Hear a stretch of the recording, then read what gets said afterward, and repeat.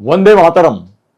मेरे मित्र श्री श्याम गिरी, इनके मुद्दा भारत का पर मैं अनिल थत्ते आप सबका स्वागत करता हूं। जब कश्मीर में महबूबा मुफ्ती चीफ मिनिस्टर बनी और वो भी बीजेपी के मदद से, तो देश भर में लोग विश्वास नहीं कर रहे थे।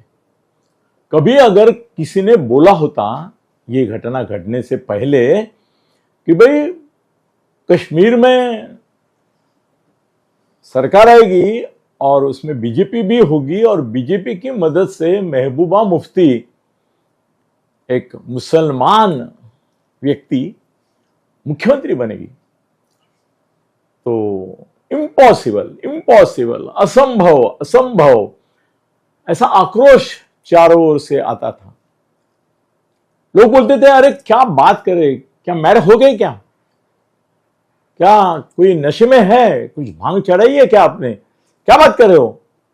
जो महबूबा मुफ्ती सदैव हिंदुस्तान के खिलाफ बोलती है और पाकिस्तान की साइड लेती है, विशेषतः दहशतवादियों के साइड से बोलती है, कश्मीर के लिए 370 कलम ये करने के लिए विरोध भी करती है, मिलिट्री प्रेजेंस निकाल दो करके भी बोलती है, उसके साथ बीजेपी, क्या गाढ़ोपना है, क्या मूर्खता है। मगर ये तो बीजेपी का चमत्कार है, अनहोनी को होनी कर दे, अनहोनी को होनी कर दे। ऐसे जादूगर, ऐसे चमत्कारी बाबा है भाजपा में। तो आज अगर मैं बोलूंगा आपको तो आप चौंक मत जाइए, मगर शायद एक दिन ऐसा आएगा कि इस देश में बीजेपी की सरकार होते हुए असदुद्दीन ओवैसी भारत के उप पंतप्रधान हो सकते हैं। मुझे आप सबसे गिल्ला सुनाई दे रहा है आवाज, क्या बात कर रहे हैं, बंद करो, बंद करो, बंद करो, क्या बात कर रहा है ये। ओवैसी, बीजेपी की सरकार और उसमें भी उप पंतप्रधान, अशक्य, सुना ही नहीं जाता है। मगर महबूबा मुफ्ती को मुख्यमंत्री बीजेपी बनाएगी और उसके साथ जाएगी, ये भी तो आपने सोचा नहीं था। सोचा था? नहीं सोचा था, मगर वो हुआ कि नहीं, तो हुआ।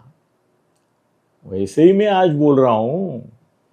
अभी अगर नीतीश कुमार बोलते थे मोदी जी को कि भाई मुझे मुख्यमंत्री के बदले उप पंतप्रधान बनना है, तो बनाते थे कि नहीं? बनाते थे, पक्का बनाते थे। चंद्रबाबू नायडू अगर बोलते थे कि मुझे उप पंतप्रधान बनना है, तो बनाते थे कि नहीं? बनाते थे। उन दोनों का जो सपोर्ट है, एक बेस है, उसमें मुस्लिम ज्यादा करके है कि नहीं है? है। ये जो जाति न्याय जनगणना का एक सर्जिकल स्ट्राइक अपने ही लोगों पे मोदी जी ने किया है, उसमें मोदी जी की और नीतीश कुमार की और चंद्रबाबू नायडू भी, उनकी बहुत बड़ी भूमिका है। और उसके साथ साथ हम लोग देखे कि मोहन भागवत जाके उनको मिले और दूसरे दिन ये घोषणा हो गई। लोगों को इतना आश्चर्य लग रहा है, मेरे पास वीडियो क्लिप्स भेजे लोगों ने कि जिसमें संघ परिवार, खुद मोहन भागवत जाति न्याय जनगणना को सबसे बड़ा देशद्रोह बता रहे हैं। खुद मोदी का क्लिप मेरे पास अभी है, हमने वो सिस्टम अभी तक ली नहीं है, लेनी लगेगी हमको कि ऐसे हम बोले तो तुरंत वो क्लिप भी आ जाए। आप गूगल पे जाके देख सकते हैं। Modi opinion, Mohan Bhagwat opinion about this caste census before 2 years। Modi ने तो यहां कहते ये जो लोग, राहुल गांधी बोला था कि जाति न्याय जनगणना होनी चाहिए, तो बोले ये तो देशद्रोही है। इसको समाज में बड़ी फूट डालनी है करके ये बात कर रहा है, जाति न्याय है। इसको समाज को ध्वस्त करना है, हिंदुओं को ध्वस्त करना है। क्योंकि जिस दिन मालूम हो जाएगा कौन से जाति का, उपजाति का, पोट जाति का कौन है, उस दिन आज जो दो जाति इसमें झगड़े हो रहे, जमाती में हो रहे, वो तो छोटे छोटे जाति के अंदर भी हो जाएंगे कि भाई मेरे को कितना हिस्सा मिला सत्ता का। अरे हम ओबीसी है, मगर ओबीसी में दो चीजें आई है। 400-500 जाति का तो नाम लिया ही बहुत सारे लोगों ने। आज एक इसी के ऊपर एक आर्टिकल आया है, उसमें उन्होंने लिखा है कि ओबीसी में देश भर में करीबन 4 लाख जातियों का उल्लेख मिला है। अब हर एक छोटे छोटे जाति का उल्लेख मिलेगा और उनको समाधान करने के लिए आरक्षण में भी कोट आरक्षण रखने पड़ेंगे। अब आते हैं हमारे मूल मुद्दे पर, जिसमें मैं कहा कि शायद देश के उप पंतप्रधान हो सकते हैं असदुद्दीन ओवैसी। इनका चौंकने की जरूरत नहीं है, मोदी है तो मुमकिन है, वो यहां भी है। देखो, आपको क्या लगता है कि असदुद्दीन ओवैसी जो है वो किसका काम करते हैं? किसका करते हैं? मुसलमानों का। पर किसके लिए करते हैं? चलो किसका काम छोड़ देता हूं, मुसलमानों के लिए करते हैं मानिए। वो किसके लिए करते हैं? भाई 100% वो मोदी जी के और बीजेपी के लिए करते हैं। जहां पे कांग्रेस आगे बढ़ने की संभावना है, वहां मुस्लिमों के वोट बांटने के लिए, तोड़ने के लिए, डिवाइड करने के लिए आज तक का इतिहास बता रहा है कि ओवैसी हमेशा भाजपा के काम है, खास करके मोदी जी के।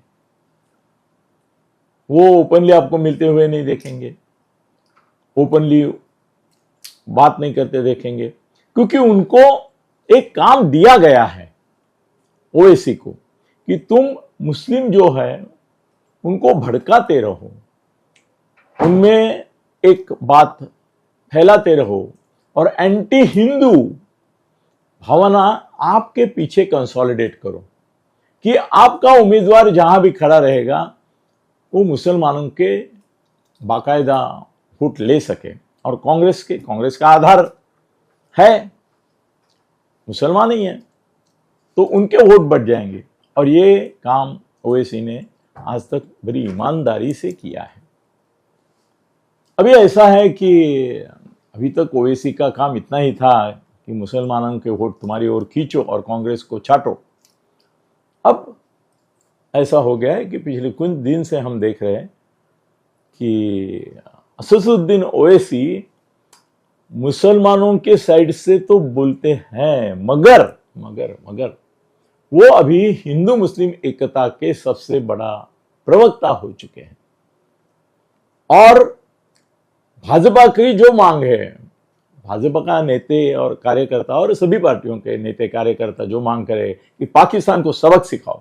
कल तक ये जब भी मौका मिलता था तो अपना पाकिस्तान प्रेम व्यक्त करने में कोई समय नहीं गंवाते थे, बोल ही देते थे कि पाकिस्तान से दुश्मनी अच्छी नहीं है, पाकिस्तान भी हिंदुस्तान का ही एक अखंड भाग था, उनसे इतना नफरत मत करो, मुस्लिमों से नफरत मत करो, दहशतवादी मुस्लिमों को दहशतवादी क्यों होना पड़ा इसके ऊपर सोचो। वही हमारे असदुद्दीन ओवैसी पिछले कुछ दिनों से मोदी जी का गुणगान गा रहे हैं, बोल रहे हैं कि मोदी है तो ही पाकिस्तान को सबक सिखाया जा सकता है, और वही सबक सिखाएंगे, हम उनके पीछे हैं।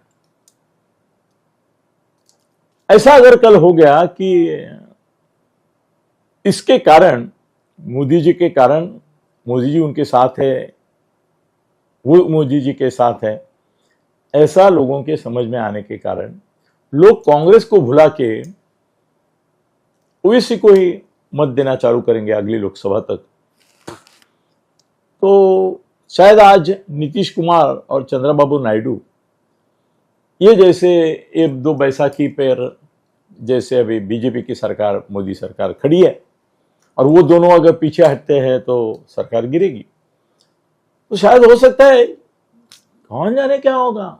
किसने सोचा था कश्मीर में महबूबा मुफ्ती उसको प्राइम ये बनेंगे चीफ मिनिस्टर। ऐसा हो सकता है कि असदुद्दीन ओवैसी चुनाव में बड़ी संख्या में जीतेंगे और बीजेपी को ऑफर करेंगे कि मुझे उप पंतप्रधान करो, मैं आपको साथ देने के लिए तैयार हूं। इस बहाने हिंदू और मुसलमान जो देश के हैं वो एक हो जाएंगे। और बीजेपी मौका परस्त पार्टी है, संधि साधु लोगों की पार्टी है, तो बोलेंगे ठीक है, हिंदू मुस्लिम एकता का एक नया उदाहरण प्रस्तुत करते हैं। और हो सकता है, भगवान करे न हो, मगर हो सकता है ऐसा भी। अभी ऐसा है कि देश के मुसलमान डर गए हैं कि कहीं न ये पहलगाम का जो फटका है वो हमको गांव-गांव में न लगे।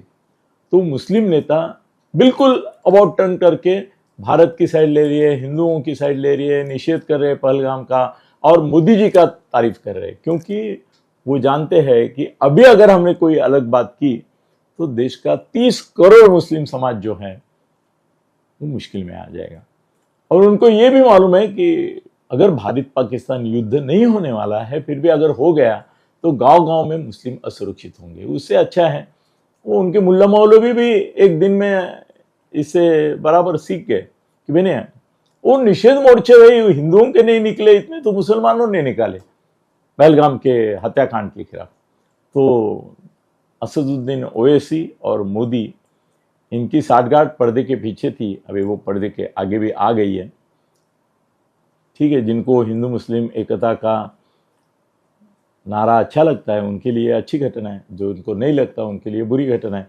मगर ये याद रखो कि एक ही कॉइन के ये दो साइड्स हैं, मोदी और अवैसी। ये अगर हिंदू हृदय सम्राट है तो वो मुस्लिम हृदय सम्राट है। ये दो सम्राट एक साथ एक मुस्लिम हिंदू एकता का एक साम्राज्य बनाने का ख्वाब देखते होंगे, हम कुछ नहीं कर सकते। मोदी को दिया हुआ वोट ओवैसी को जाएगा, ओवैसी को दिया हुआ वोट मोदी को जाएगा। ये संभावना मैं व्यक्त करता हूं, क्योंकि ये कभी नहीं सोचते हुए कश्मीर में हुआ था और मुफ्ती मोहम्मद चीफ मिनिस्टर बनी थी। तो कौन जाने, असदुद्दीन ओवैसी मुसलमानों का प्रतिनिधित्व करते करते भाजपा की सरकार में शामिल हो जाएगा, उप पंतप्रधान भी बन जाएगा। तैयार रहिए, मोदी है तो कुछ भी मुमकिन है। धन्यवाद।